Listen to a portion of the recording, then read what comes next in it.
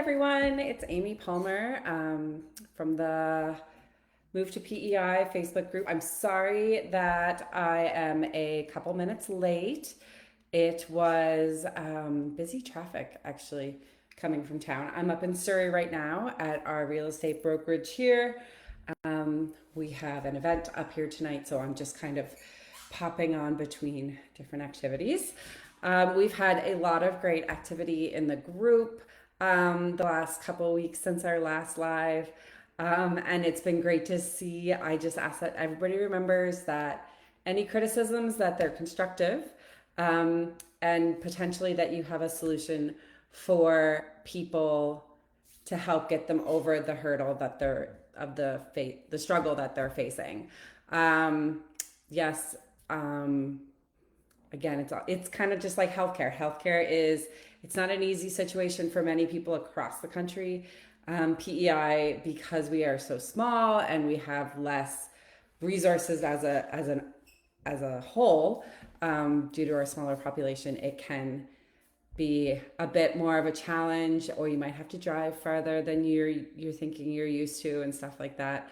So healthcare always continues to be a concern for people when they move here. Actually, that would probably be like one of the biggest questions that we see is how do we navigate the healthcare system as we're moving to PEI. The first thing that I would say is that there is a provincial registry that you can get on. You put your name on that, and then as doctors have places within their practice, they go to the list and they take on patients that way.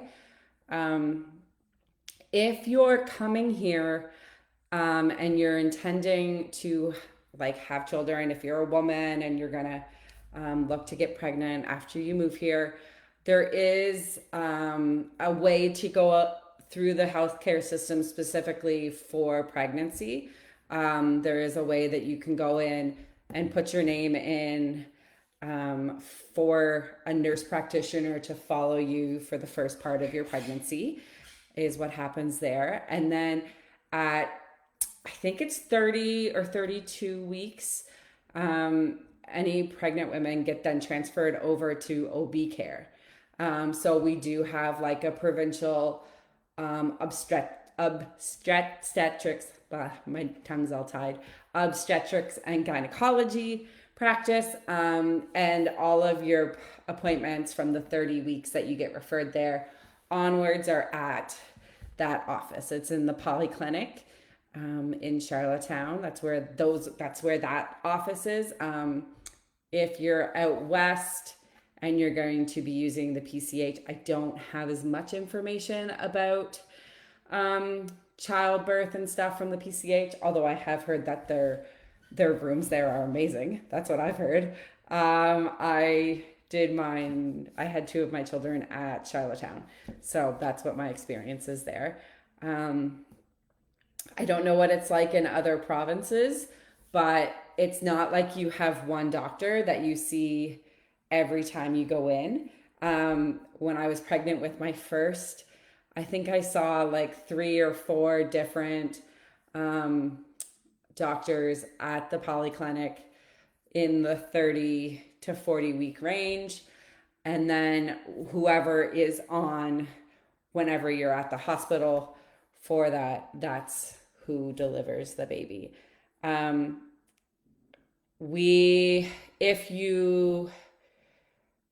that's that. If you're moving here and you already are working with a specialist at your home doctor, whether it's like a cardiologist or a neurosurgeon or something like that, or like a pediatrician, the one thing that I've recommended to most people, and we did this ourselves when we were moving back to PEI, is I recommend that you, one, get all of your prescriptions like refilled for the coming year so that you have time and that you're not going to be there and need a refill prescription within like 2 months. So make sure that all of your refills are good for the coming calendar year before you leave. have them sent to a local pharmacy in town, preferably one that's close to where you're going to be living, that you can have that be like your home pharmacy. Um, and then from there, if you are like, we had our referral through our pediatrician, we had him refer our oldest to a pediatrician here on PEI so that care could continue. We didn't have to worry about not having a doctor and then trying to get him into the pediatric system again. We could just have him be picked up and his care continued. So that was really good. And that's what I would recommend. Like, if you can get your specialist doctor to send the referral to the specialist here, then that's great. With healthcare, just so you know, like most cardiac issues, those get sent off island to St. John, New Brunswick. That's where those are dealt with. We don't have a neurosurgeon on PEI. We do have a neurologist, but we don't have a neurosurgeon. So any neurosurgical consults get referred off to Moncton. That's where I go for my headaches. And so there are some medical specialists that get referred off island. And it's just kind of good to be aware of that. I don't know all of them, but those are the ones that I do know. So healthcare is probably one of the biggest concerns that people have when they're thinking about moving here. Alrighty. Let's see what we got. I was just wondering, what was I wondering? There's been some questions. I'm just gonna go on. I've been struggling to find the Facebook chat sometimes.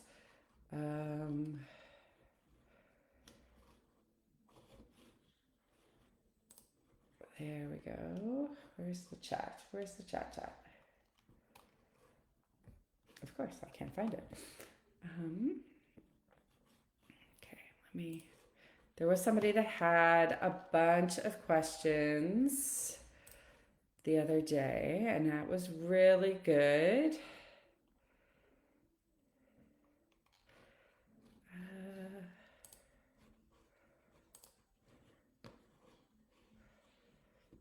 Chats. There we go.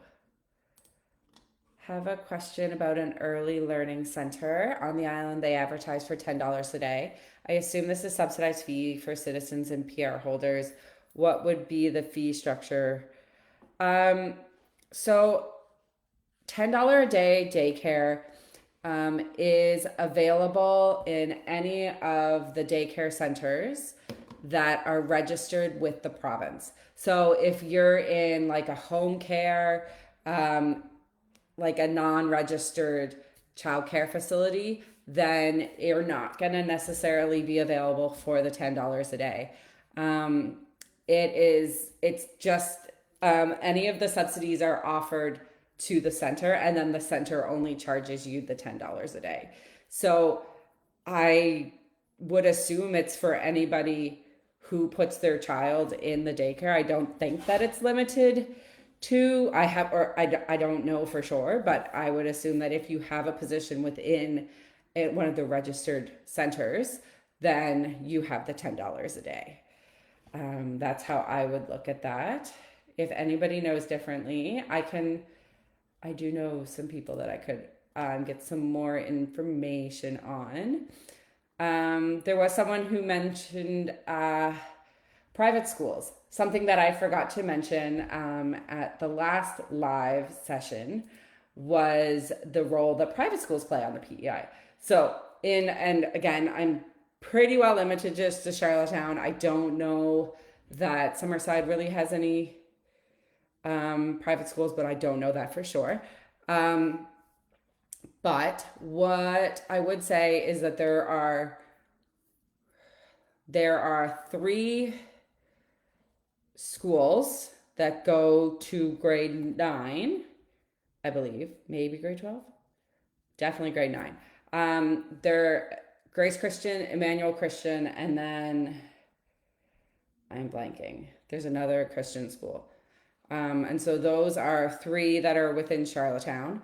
There is also the Mount Academy, which is a newer one. It is a athletic private school, so they focus a lot on the balance between athletics and education and balancing those two and being dedicated to both things equally. That is a newer one. They are currently in the process of adding a huge building onto the Mount, which is the old nunnery that is actually on Mount Edward Road, just behind the university. So there's a big building going on there. And yeah, so those are 4 schools that are private. There is Montessori as well. And the Montessori program is mostly, I want to say, just preschool. But I know that they tried to open up Montessori PEI. I do know that they tried to open up a K through 9 academic program, but so they have, oh, look at this, private schools on the government website. All right, so you have Grace Christian, you have Great Wisdom School, Emmanuel Christian, the Moonlight International Academy, I've never heard of that one, and the Mount Academy. So the Great Wisdom School, I'm assuming that's one that's run by the Buddhists. We have a very strong Buddhist community. Yes, this is the one. The Great Wisdom Buddhist Institute is a monastery where nuns study and practice. And I did hear that they were kind of looking to expand to include education. So that is something, it's called the Great Wisdom School. And then there's the Moonlight International Academy, which is also part of the Buddhist monastery. So those are those. There is, like I said, Montessori. I got distracted here. Montessori PEI, but I believe it is only preschool. I'm just looking. Yes, I am not. So they have the Island Montessori Academy has 2 campuses, one in Cornwall, one in Stratford, and it is only, they offer programs for toddler, preschool, after school, CASA, and enrichment. Alrighty, so there you go. Those are the private school options. Alrighty, what else do we have? Private schools. Alrighty.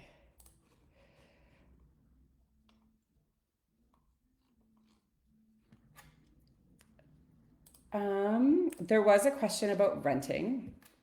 I did talk about this before in the discussion about IRAC. So IRAC stands for the Island Regulatory and Appeals Commission. And this is a non-governmental agency that is also responsible for setting increases that are allowable for rent, but also they regulate the gas prices and the oil, heating oil, propane, diesel, all of those things are regulated by IRAC. And then they also regulate allowable increases by Maritime Electric and also the insurance agencies on PEI. So renting, it's totally something that can be very difficult to get in place while you're away and you're planning to move here. I do know totally that there are some not so good people out there who take advantage of a squeezed rental market through scams, and they try to get people to send them the deposit on a rental unit when that rental unit's not even theirs to rent out. So there is some concerns if you're planning to move here from away and you need to secure a rental. What I would say is do as much homework as you can face to face, even, or do like a video chat with the person. Do not just fill something out and then send them money. Always make sure that you're seeing at least their face, to help make, because if they're not willing to show you their face and like get on a chat with you, then they're probably not trustworthy.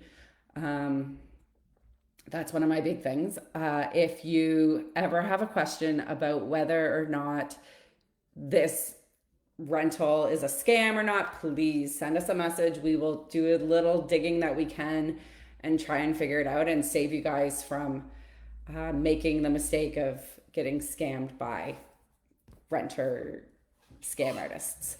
I am finding that the rental market right now is less squeezed than it has been in the past. I don't know. It used to be like if we had a rental up, we do a couple leases for clients.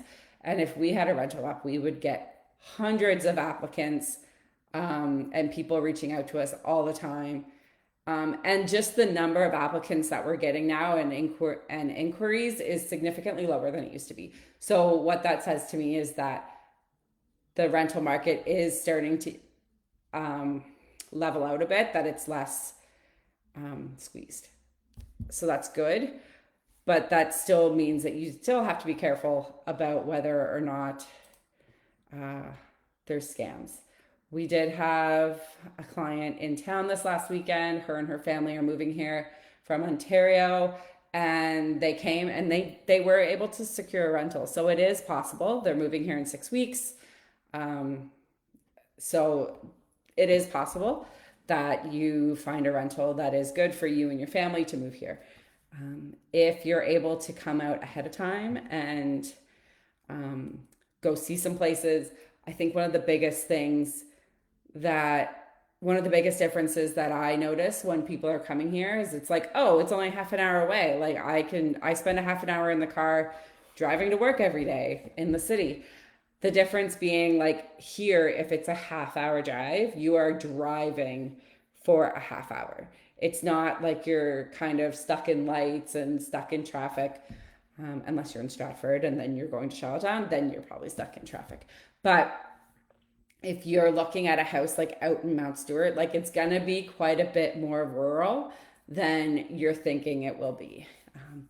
There's a lot of great communities out there that have a lot of great amenities and a different feel to it than you would find elsewhere, but it is still a driving amount of time, and the cost of the gas and all that stuff it can make a big difference. Okay. And I have you guys on like Google Chrome, and then I also have it coming up on okay, there. I can't see all of the comments.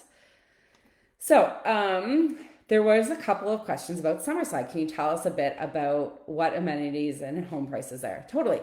Summerside, it is about a 30-minute drive from Charlottetown.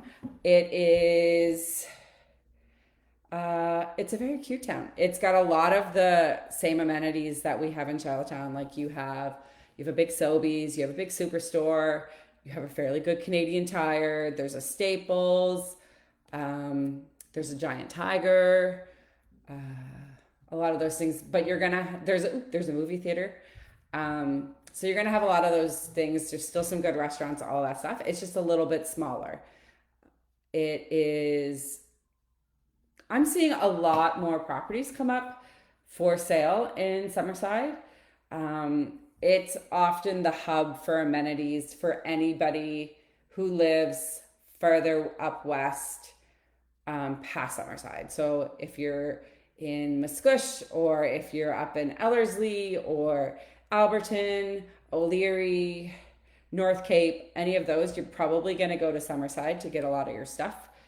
And then it's another half hour, 45 minutes to the bridge. One of my favorite restaurants is the PEI Hand Pie Company, and they're just outside of Summerside. So anytime we're going up that highway, then we always stop and get PEI hand pies.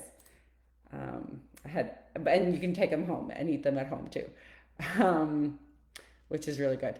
So other than that, like your rent prices and your home prices are going to be a little bit cheaper. I would say 20% cheaper in Summerside.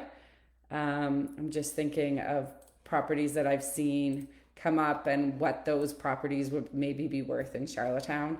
Um, what I can do is I could find a property from Charlottetown and a property from Summerside that are very comparable, and then share those in the comments just so that you can kind of see some comparisons. It is, like I said, a little bit less expensive property value wise. Summerside also has their own electrical grid. Like they don't use Maritime Electric provides the electricity for the rest of the province, but in Summerside they actually have their own grid that is provided to them by the town of Summerside. And I have heard in the past, I don't know what it's up to now, but at one point 35% of their energy provided came from a renewable resource, which is really, that's a cool stat. I like that. Um, yeah, other than that, I, what was another one of the questions that I was kind of thinking would be a good one? Um, whew. There has been a very large amount of discussion on certain Facebook groups for PEI on the cost of energy and what it is and how much it is. Just so you know, PEI does not have, well, actually, all of Atlantic Canada does not have access to natural gas. So we don't have that as a resource for heating. A lot of our heating is provided through oil or electricity. There has been a very large shift in the amount of households that are now using heat pumps as their main source of heat in the winter time. And this past winter was significantly colder for a longer period of time. So it didn't get like crazy cold. 2 years ago, we had a polar vortex where it just like dropped significantly and got so cold for like 3 days. But this winter, I found anyway, that it was like actually winter for a good amount of time. Like February was a cold month overall. So, so a lot of people's energy bills were quite a bit higher this year, and there's a lot of hate going on towards Maritime Electric because of the increased heating costs.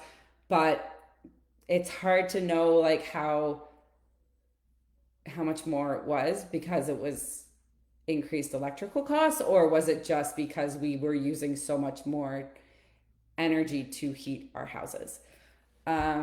Is it colder in the Surrey St. Margaret's area? That's a question from Karen. It is a little bit colder. So my in-laws just live up on South Lake, which is just past Basin Head. They are near the water, and they're like, whenever you get the wind coming right off the water like that, it's going to be quite a bit colder. It is a little bit colder though. Like when I compare what temperature it's going to be in town versus what temperature it is up at their house, like it's usually a bit colder.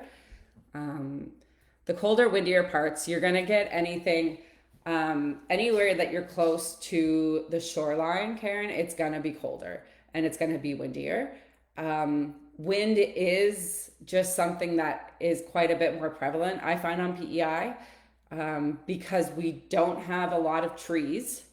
We are very much a field agriculture industry right next to the ocean. So you do have a lot of wind that comes right off the St. Lawrence Seaway, that type of thing, the wind coming off the Atlantic Ocean. And when you're on that North Shore and you have the wind coming right on you, it is so cold. When you get into town, like you do just have the buildings and all that stuff, which is just going to hold on to some heat more so than if you're out in the country with the wind, you do still see like a lot of snow fences on the fields to try and keep down the blowing snow, and like so it's not just whipping right across and taking the soil with it. But it is a fairly windy, cold province. Um, Brooke just sent me a text. She said the coldest parts. Hold on, let me see what she said. She said, wow, she sent me a huge one. The coldest parts of Prince Edward Island during the winter are typically found in the northern and eastern regions, basically, like I said. And Summerside, actually, have recorded some of the lowest temperatures. While the entire island can experience cold weather, the northern and eastern areas tend to see more consistent and colder conditions due to their proximity to the Gulf of St. Lawrence and exposure to prevailing winds.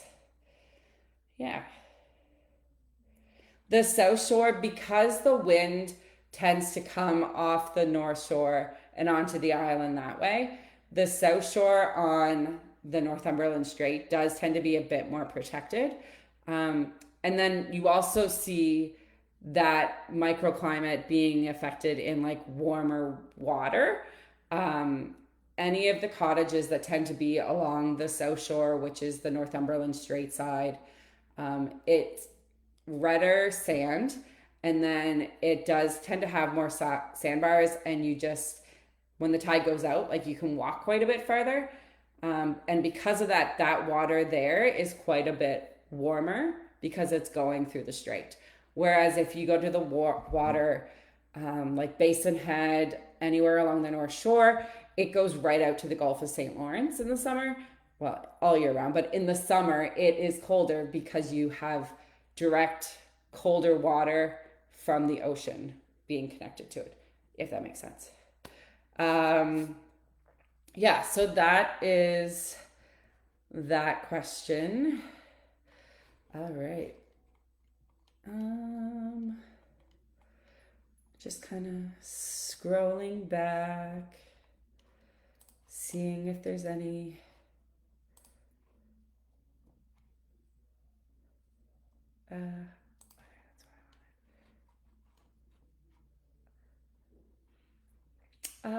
Life on PEI. Life on PEI is great. I love it. And I love how just easygoing it is. I say that, but I'm usually like pretty go, go, go. But it's just so nice, and we slow down a bit, I hope. And like, where like the biggest fuss for me is like people are going through yellow lights now, and they're like continuing to try and like get one more car through a yellow light, and that's like my pet peeve right now. Like people, I wish people would just slow down a bit. Like it doesn't have to be a rush. I wish that people would just like, take your turn and not be in a rush all the time. I love when things are just like going with the flow, you know. I love how people will always just be there to help you if you need it. Yeah, that's, let's see. Brooke said she posted another question, but I don't see it.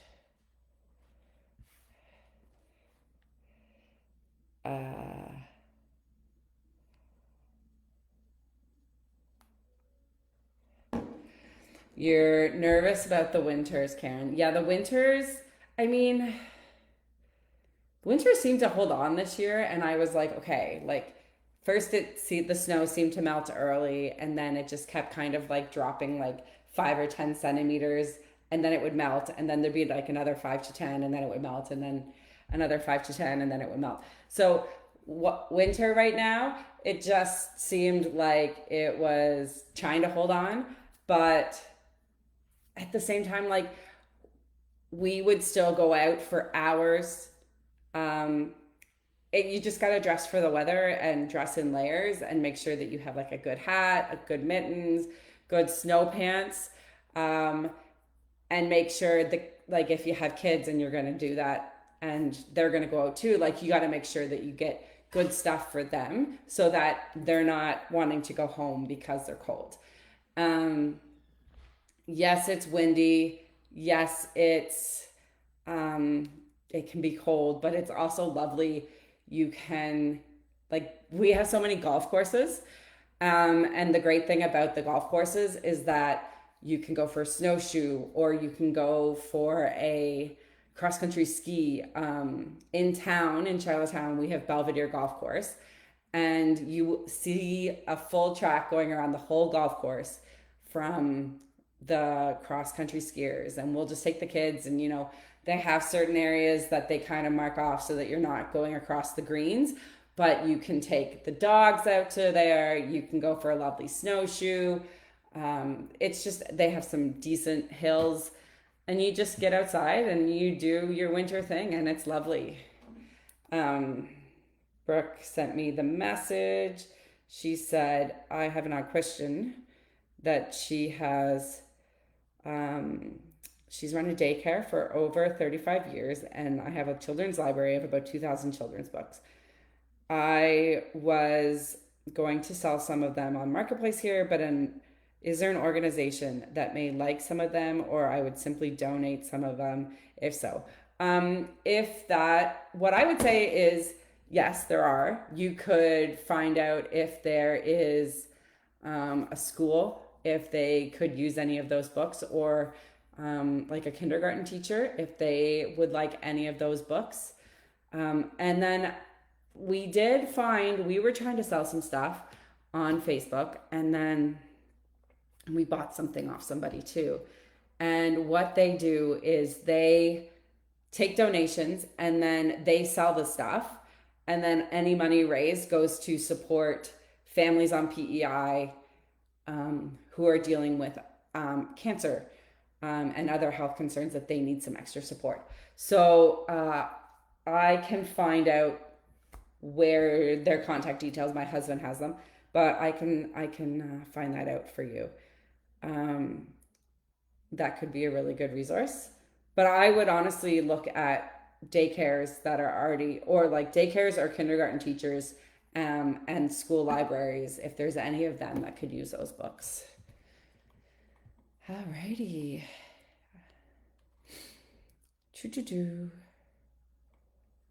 One thing about the school system, that is, especially if you're moving from the States, so there is such variation in the funding that a school can get. On PEI, I don't think that there's like a good school or a bad school. It's just a school.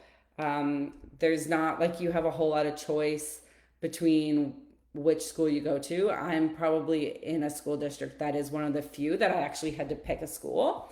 But most of the time it's just like, this is the school that you're zoned for. And unless you're wanting to do French immersion or French first language school, then you just go to the closest school that you're zoned for, and it's a good school. Like, I wouldn't say that there's any school that I would be like, no, we're not going to go to that school. It's just the way it is. Yeah. All right. Well, I am going to say that was a great discussion. Thank you guys so much for popping in. I hope I didn't miss any of your questions. I'm just going to check this out. One last check here. If you guys think of any questions, please just let us know. And I will answer them.